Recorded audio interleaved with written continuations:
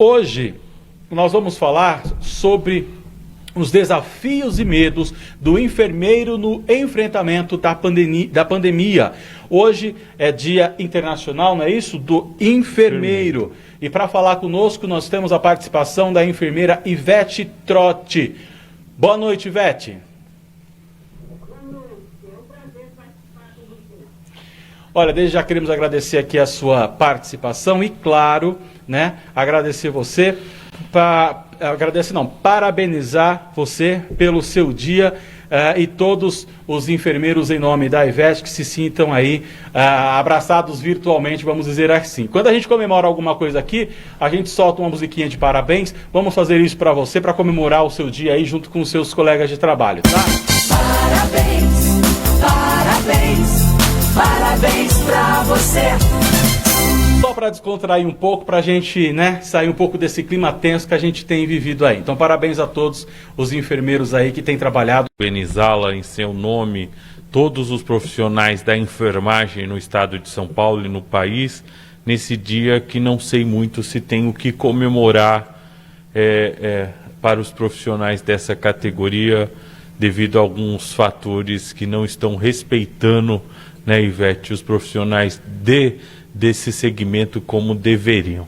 Ivete, diante desse cenário que eu já fiz uma abertura, você que também é do Conselho Regional de Enfermagem, como que está no estado de São Paulo a proteção deste valoroso profissional?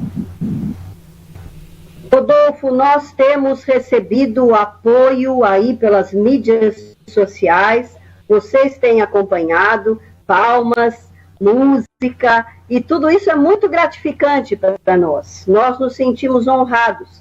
Acreditamos que não é só nesse momento de pandemia, Na verdade, o profissional de saúde é aquele com quem você pode contar quando você precisa de uma internação ou quando precisa de um atendimento hospitalar. Nós gostaríamos que isso perdurasse pós-pandemia. Eu gostaria de destacar que a maior contribuição que as instituições podem dar ao profissional de enfermagem e, enfim, ao profissional de saúde é o fornecimento regular, correto, do equipamento de proteção individual. O EPI, esse famoso EPI, tem sido o maior alvo de denúncias para nós no Conselho Regional de Enfermagem de São Paulo.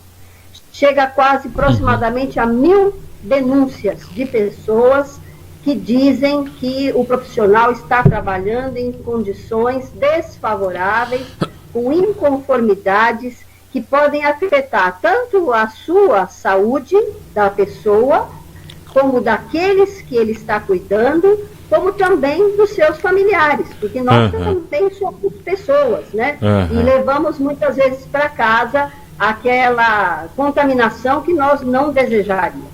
Ivete, quantos profissionais no estado já faleceram vítimas desta doença? Temos esse número? Temos sim. Nós temos 98 no Brasil e 27 aqui no estado de São Paulo, sendo destes 21 confirmados e outros suspeitos. Mas o suspeito aguardando o resultado de exame, Muito provavelmente também confirmados. Parece um número pequeno, mas a gente lembra que nós somos quem cuida das pessoas. E a gente tem um número muito grande de afastados, E durante aquele período de afastamento, que às vezes é 15 dias e às vezes mais, nós temos déficit de profissionais. Isso é muito sério, porque nós temos visto por aí muita gente tentando contratar e realmente está faltando profissional no mercado e isso pode causar uma descontinuidade no tratamento.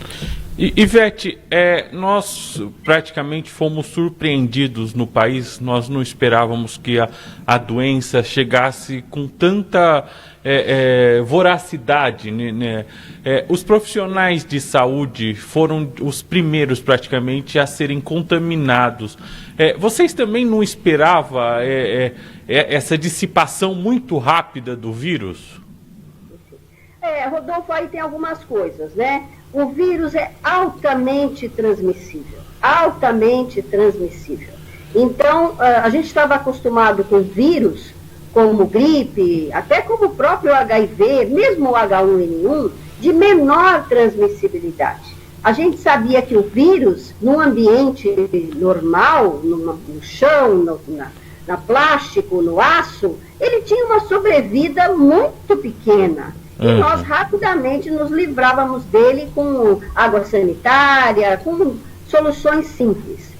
Este vírus, o coronavírus, realmente nos pega de surpresa, porque alguns trabalhos têm relatado, por exemplo, que no papelão, ele sobrevive 9 dias. Não existe um outro mutante vírus que tenha esta transmissibilidade e esta adaptabilidade de ter permanência vivo num artigo que a gente pode ter em casa de tanta duração. E outra coisa que nos preocupa muito, Rodolfo, que às vezes possa não ser o dia a dia de todos, é a desparamentação. O paramentar, você vem de um banho tomado, das mãos lavadas, do álcool gel, mas o desparamentar, embora você tenha todos esses cuidados, a possibilidade de contaminação do profissional é muito grande. As mulheres que usam normalmente macacão e os homens também mecânicos sabem da dificuldade de vestir e tirar o macacão.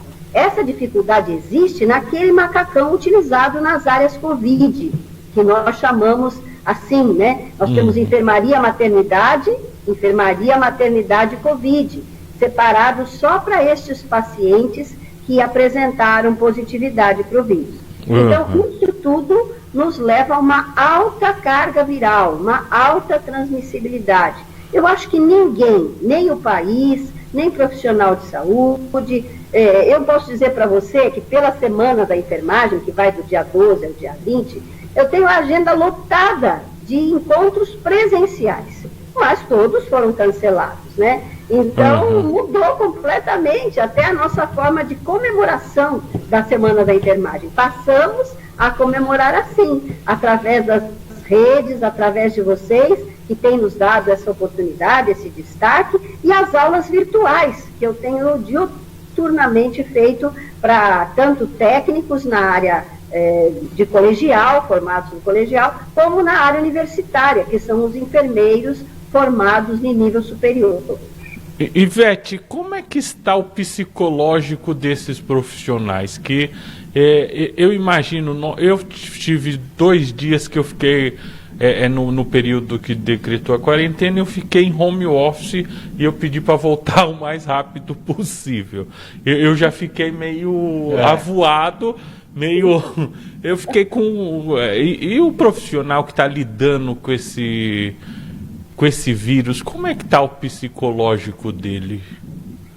Olha, Rodolfo, além de eu ser conselheira do Corém São Paulo, que é uma atividade nobre, é uma coisa que muito me orgulha, eu também sou enfermeira no Hospital Guilherme Alva, no Hospital Estadual Simples, aqui da minha região, da Baixada Santista.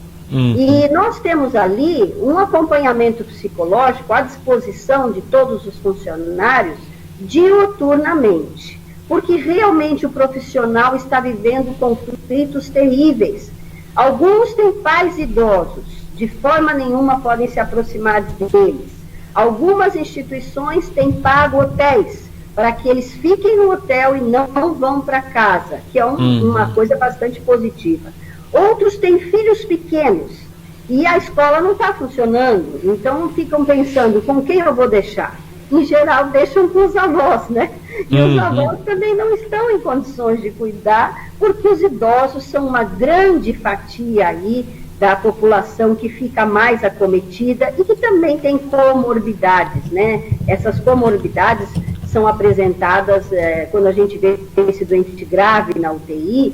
A gente, claro, está muito assustado com a pandemia, mas, na verdade, a gente tem um estudo dizendo que 5% apenas dos contaminados chegarão ao ponto de ventilador mecânico, UTI, enfim. Ontem eu estava assistindo o depoimento de um médico, que é do Sírio-Libanês, e ele estava até conversando na internet mesmo, e dizendo claramente que ele ficou completamente abalado uma tendência depressiva mesmo, após esses dias todos de isolamento. Então, é uma coisa que agora os profissionais vão ter que lidar com isso, vão ter que receber este apoio da psicologia para que nós possamos encarar toda essa situação e sobreviver. Uhum. Quanto a esse cenário, o que mais deixa o profissional, nos relatos que vocês recebem no Corém, o problema, vamos assim, não queria falar um problema, as maiores reclamações quanto à falta de EPIs, ela fica maior na rede pública ou na rede privada? Olha, tudo começou mais na rede privada, né? A gente observou que algumas instituições bem voltadas para idoso, né? Não preciso declinar o nome, vocês sabem. Uhum. Essas instituições entraram logo em colapso, porque os aparelhos de ventiladores não estavam em quantidade suficiente para atender a demanda de pessoas que apareceram lá com a falta de ar, né? Que a gente chama de espineia. Então, isso tudo levou depois ao grande fortalecimento do SUS. Sim, porque nessa hora não adianta você ter um plano top de saúde se não há vaga, se não há ventilador, se não há possibilidade de internação.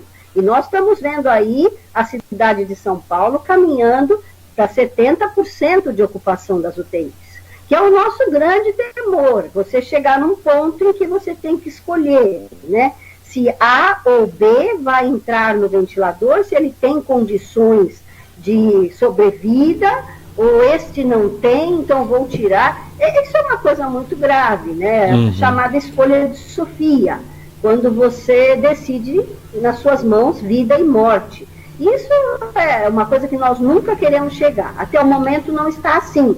Nós ainda conseguimos, com os hospitais de campanha, com a rede que foi, sem dúvida nenhuma, expandida, nós estamos conseguindo lidar, mas ainda não estamos no ápice da pandemia. Essa curva ainda pode subir, e depende do isolamento social, depende da lavagem de mãos, depende do álcool gel, dessas medidas simples, mas que fazem não chegarmos na progressão geométrica dessa infecção. E como que os profissionais da enfermagem estão esperando este momento? Há uma angústia, porque há pessoas angustiadas, que não chega logo essa alta da curva, né? Como é que os profissionais de saúde lidam com isso? Na verdade, os profissionais de saúde têm as mesmas angústias que a população, um pouco mais acentuadas, porque nós estamos ali na frente do combate, então estamos vendo chegar todos os dias, não só pessoas desconhecidas, porque eu acredito que muita gente ainda não acredita na pandemia, porque não viu ninguém próximo. Quando você tem uma pessoa próxima, que interna de emergência, que interna suplicando por o ar, suplicando pelo oxigênio, e eu conheço pessoas aqui de um bom nível social, que teriam condições até de correr, vamos dizer, para centros maiores em São Paulo, mas na hora da falta de ar é o primeiro lugar que ele atender, porque é desesperador. Uhum. Então é preciso que a população entenda de que nós estamos atravessando uma fase que ainda não chegou no topo, e a gente espera que isso se prorrogue sim, porque prorrogando não chegaremos a níveis tão altos em que a gente precise recorrer a profissionais que podem estar em falta, máscaras que podem estar em falta. Nós sabemos dessa queixa em relação aos EPIs, mas há instituições que se prepararam e têm uma reserva boa, como por exemplo o hospital que eu trabalho, o Hospital Estadual Guilherme Álvaro, mas tem uma reserva de EPI suficiente. O que foi dito em São Paulo é que a gente pode chegar num ponto que todo mundo vai usar a máscara de pano, e dá graças a Deus que tenha uma máscara de pano para ser lavada. Então esperamos que não chegue nisso.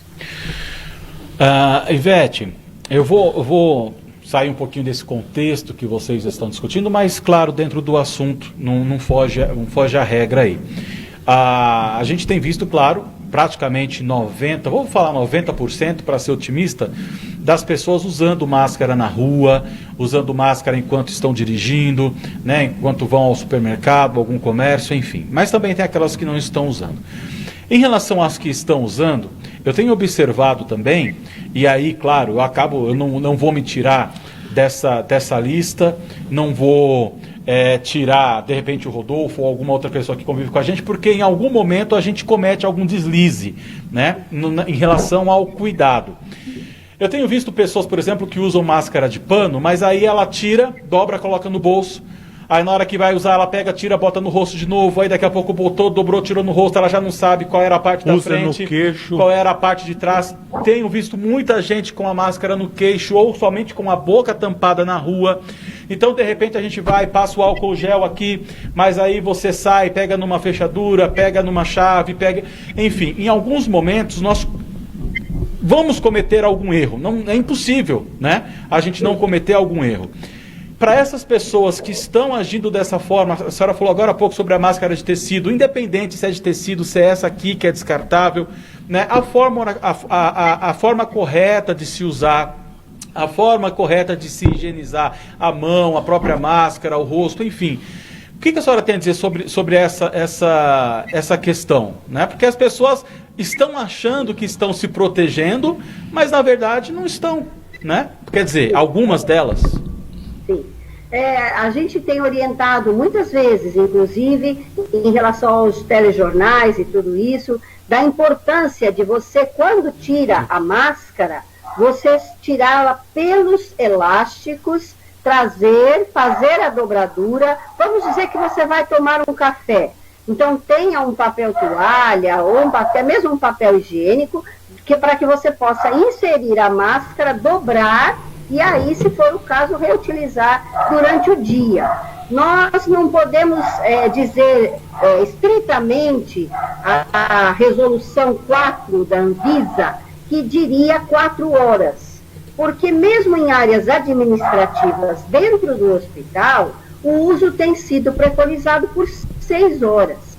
Então, a pessoa entra às 8 da manhã, troca na hora do almoço e depois usa outra no período da tarde. Nunca, é claro, de um dia para o outro. Jamais se ela estiver com qualquer rompimento. Eu fui visitar uma senhora, faz tratamento de câncer, ela é imunodeprimida, toma remédios de imunossupressão, e ela estava lavando essa máscara descartável. Então, falta à população, embora seja uma pessoa de esclarecimento, o entendimento de que essa máscara tem que estar íntegra, porque ela é um filtro. E o que o coronavírus transmite? 2 partículas. Uma chama gotículas, ela é maior que 5 micra, e ela vai a mais distância, às vezes mais de 1 metro, quando você fala, quando você toca, quando você espirra. E a outra chama aerossóis. Essa aerossóis é bem diminuta, e ela realmente pode ficar em suspensão. Então, passou por ali uma pessoa que nem sabe que está transmitindo, mas é positiva para a doença Covid-19, aquilo pode estar suspenso. Então, a nossa necessidade de lavar as mãos, de ter sempre cuidado, é justamente em relação às coisas que nos cercam, para que a gente não toque numa superfície onde possa haver o vírus e você esteja transmitindo para outras pessoas. Agora, imagina como é isto numa máscara, no exterior da sua máscara. Sim, é altamente contaminado, não pode ser retirado e colocado no bolso de forma nenhuma. Tá certo. Deixa eu fazer uma outra pergunta. Tirar pelos elásticos. Eu tenho feito um procedimento que, pelo menos, eu já tenho como que fala, vou usar o termo entre aspas, doença com limpeza, mas não é doença, né? Talvez um exagero, dentro do que a gente pode, claro. Quando eu chego em casa, antes de entrar em casa, eu já tiro a roupa na porta e já deixo do lado de fora, para de repente não colocar em cima de um cesto, que aí de repente encosta numa outra roupa e daí por diante. As pessoas têm que ter essa consciência também dessa questão da roupa. A senhora falou do papelão, que dura até 9 dias.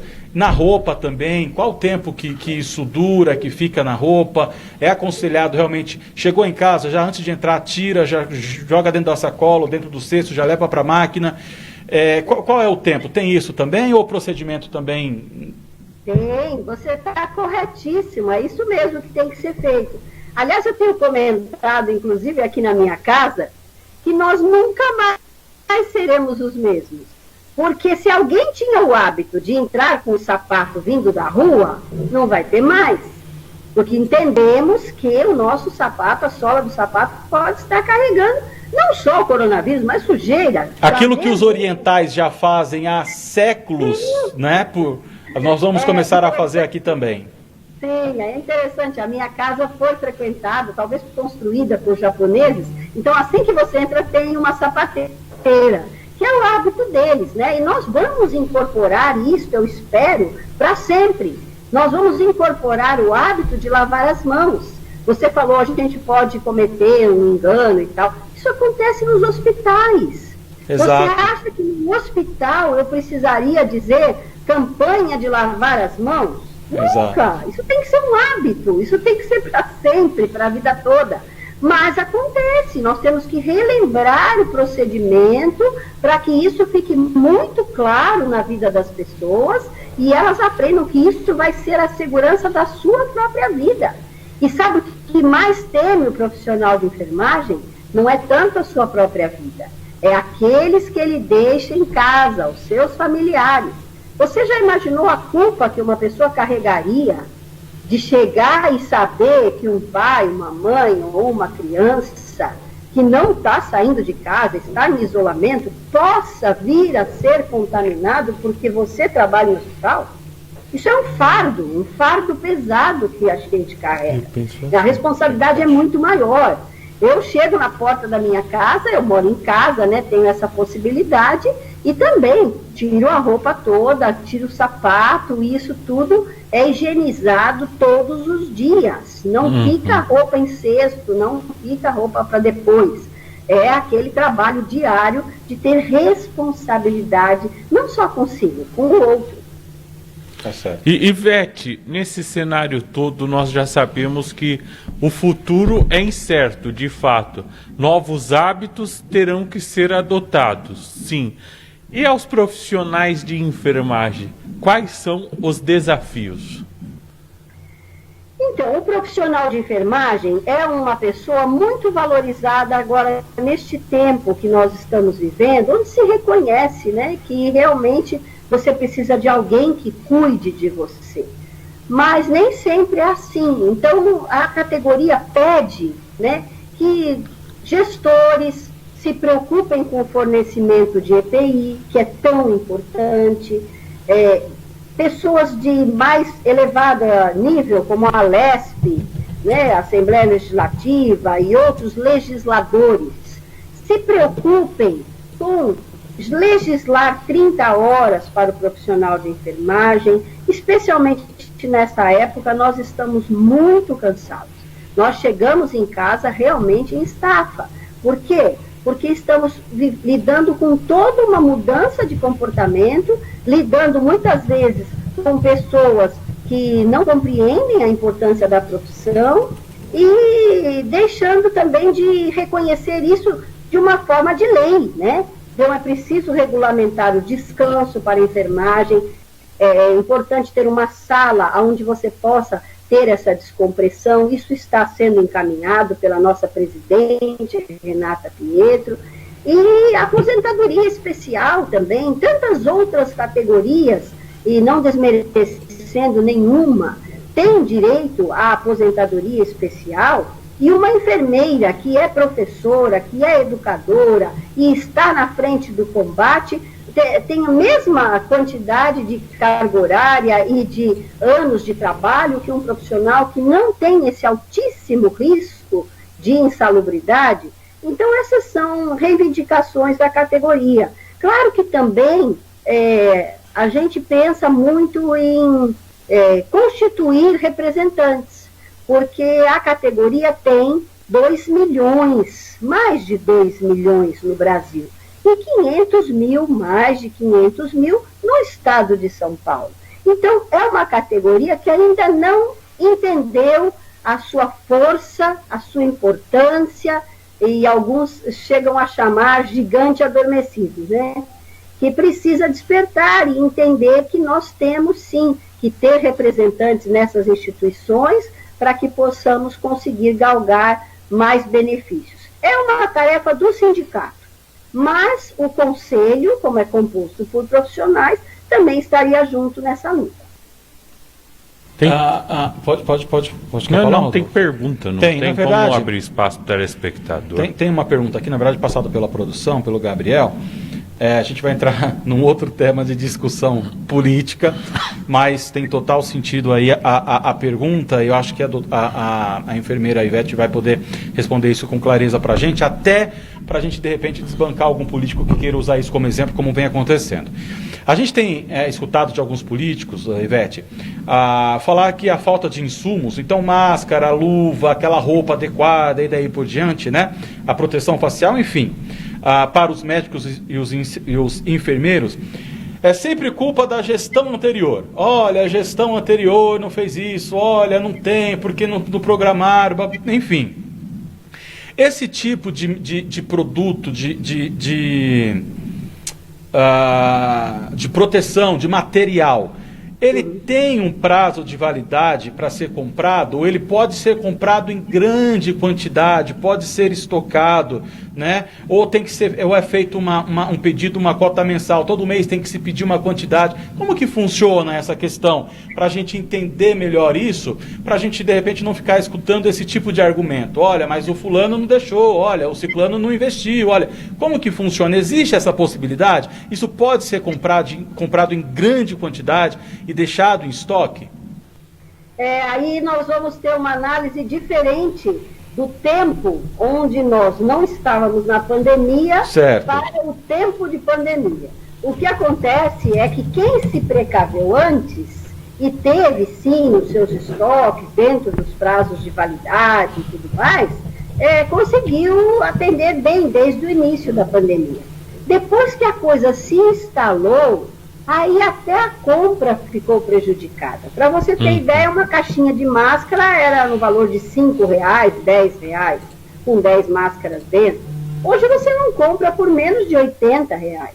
Eu conheço pessoas de máscara N95 que atuam nos consultórios que chegaram a pagar R$500 uma caixinha de máscara. Então, os preços foram realmente exorbitantes em relação a um abuso, né? E o governo parece que tinha fiscalização a respeito disso para não deixar que isso acontecesse. Surgiram os aproveitadores, né? Aproveitadores. Assim, sem nenhum mérito de quem está ou quem era antes, mas, na verdade, isso é responsabilidade de todos. Quem estava antes devia, sim, ter providenciado estoques, e atualmente nós estamos no mês de maio, quer dizer, já houve um tempo aí, desde o começo do ano, para que isso, sim, fosse providenciado. O que aconteceu é que ninguém imaginou que nós íamos precisar desse volume tão grande em relação a esses artigos, máscara, luvas, gorros e até o face shield, né, que tantas pessoas acabaram produzindo e nós estamos agora utilizando graças a essas pessoas, pequenos produtores.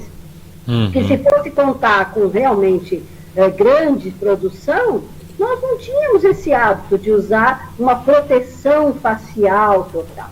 Então, as coisas são novas na pandemia, a gente entende que possa haver um controle do uso, porque não pode ser de forma discriminada. O próprio Corém São Paulo recebeu máscaras do CONFEM, Conselho Federal de Enfermagem, está distribuindo aos hospitais públicos para tentar conter um pouco esse déficit.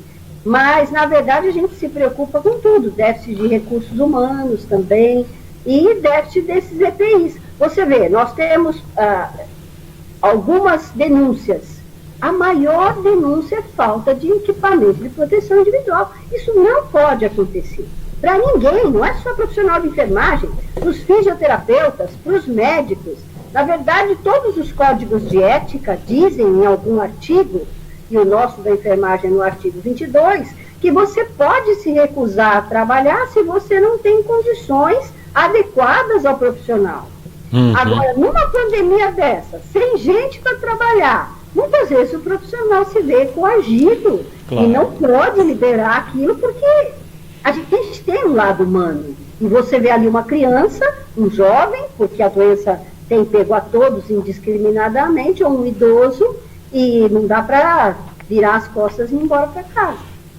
Ivete, nesse cenário ainda que nós estamos falando de EPI, a senhora já falou muito bem, mas apareceu uma dúvida aqui de um telespectador. Ela pergunta assim: é verdade que o filtro de papel de café na máscara garante 100% de segurança de segurança, né, na passagem do vírus nos dois sentidos, de transmissão e também de pegar? Ele ajuda, evita mesmo o filtro de papel? A pessoa... Absolutamente não. Não. Então, não. Algumas pessoas apareceram aí utilizando até esponja de cozinha, achando que fosse uma coisa de maior proteção. As máscaras... Aqueles papel toalha, doutora, também já... A máscara, ela tem, na verdade, máscara cirúrgica, ela tem dupla proteção de filtragem. Ela não é uma máscara comum. Agora, ela não oferece ainda a maior proteção. Nas áreas Covid, nós usamos uma outra máscara, que é a chamada bico de pato, que é a N95 ou PFF2, que são máscaras de uma maior filtragem ainda. Então, a gente indica a máscara de pano, lavar em casa com sabão, deixar de molho, esfregar no tanque diariamente, para sair no mercado, para isso mesmo nós, profissionais de saúde. A máscara cirúrgica para estar no hospital, mesmo que você não esteja numa área Covid, e a máscara N95 de maior proteção nas áreas Covid e por cima dela o Face Shield. Vocês imaginam como isso é altamente transmissível? A gente tem que entrar numa área que você quer pegar na mão do doente, você quer dizer para ele, está tudo bem, e a gente tem mal os olhinhos de fora para poder transmitir um minuto de paz. Vocês sabem o quanto aquela roupa é desconfortável? Quantos profissionais tomam o seu cafezinho correndo na chegada do plantão, porque depois não dá para tirar a roupa até a saída do plantão, e muitas vezes com vontade de ir no banheiro, e não tendo condições de desparamentar, também pelo medo da contaminação na hora de tirar aquela vestimenta. Então, gente, não é brincadeira. É uma coisa que às vezes as pessoas não estão avaliando o que é estar no hospital. Eu vou lá, coloco um tubo na minha boca, eu respiro melhor, depois de 14 dias vou embora. Não é assim. Você precisa pegar um acesso central. Você tem que manter o doente entubado. Você tem paradas cardiorrespiratórias durante esse momento. Tudo pode acontecer. A assistência ventilatória é uma assistência de risco para pacientes de altíssimo risco. Então, o que a gente quer? Que não chegue a esse ponto, contendo a disseminação do vírus. Tá certo, esclarecedor, e mais uma vez a gente bate palmas aqui para os profissionais da saúde que com todos esses percalços estão lá para ajudar, para salvar a vida do próximo, né? Ivete, tem mais alguma coisa que deveria ser dito aqui por você? Algum alerta, alguma informação para passar para quem está nos assistindo? Eu gostaria de pedir à sociedade que, mais uma vez, agora, nessa semana que nós estamos vivendo, uma semana tão atípica, porque tem a pandemia, porque tem o reconhecimento internacional da enfermagem como protagonista no cuidar, no assistir, no velar por esses pacientes muitas vezes, atuando desde o nascer até a morte. Eu pediria que a sociedade voltasse os olhos para a enfermagem e não só neste momento, mas mesmo passando a pandemia, valorizasse o profissional de enfermagem. E para os profissionais de enfermagem, eu aqui quero dar os meus parabéns, como vocês já fizeram aí brilhantemente, com música e tudo, mas são guerreiros, são pessoas que estão na frente de combate, são pessoas que deixam as suas casas para estarem ao lado de alguém doente. E nós sabemos que a nossa história diz aí de Florence Nightingale, que é a precursora da enfermagem científica, que ela, no momento de guerra, separou lá as pessoas mais sujas, com ferimentos contaminados, das pessoas que estavam em melhores condições. Com esse simples fato, estatisticamente, ela melhorou a condição na Guerra da Crimeia. Hoje, nós atravessamos uma guerra, é outra guerra, é a guerra do coronavírus. Mas nós queremos marcar este momento como a enfermagem fazendo diferença. E nós, no Brasil, queremos estabelecer aí recordes, não recordes de mortes, recordes de recuperados, recordes de pessoas que entenderam o isolamento social. Então, a gente pede sempre, fique em casa, porque logo, logo nós vamos estar juntos e vamos poder dar aquele abraço. Mas agora não é o momento de esquecermos as recomendações dadas pelo Ministério da Saúde. Tá certo. Muito obrigado, Ivete, muito obrigado. Desculpa, Não, Adriano, que isso. muito obrigado. Em meu nome, em nome de toda a nossa produção, Eu também. leve os mais altos parabéns que se possa levar a todos os profissionais da enfermagem. Viu? Meu reconhecimento, ele é eterno a esses profissionais, seja o técnico de enfermagem, seja o enfermeiro ou até mesmo o médico, né, que é o condutor de toda a equipe. Então, todos os profissionais de saúde, seja lá do atendente na recepção, seja lá o médico chefe da equipe, nossos parabéns, Ivete, principalmente a vocês da enfermagem. Parabéns. Parabéns mesmo. Muito obrigado, viu? Uma ótima noite. Eu que agradeço a oportunidade e estou sempre à disposição do canal de vocês para que nós possamos fazer esse bate-papo. Com certeza, Com certeza. com certeza. Muito obrigado mesmo, uma ótima noite. Obrigado.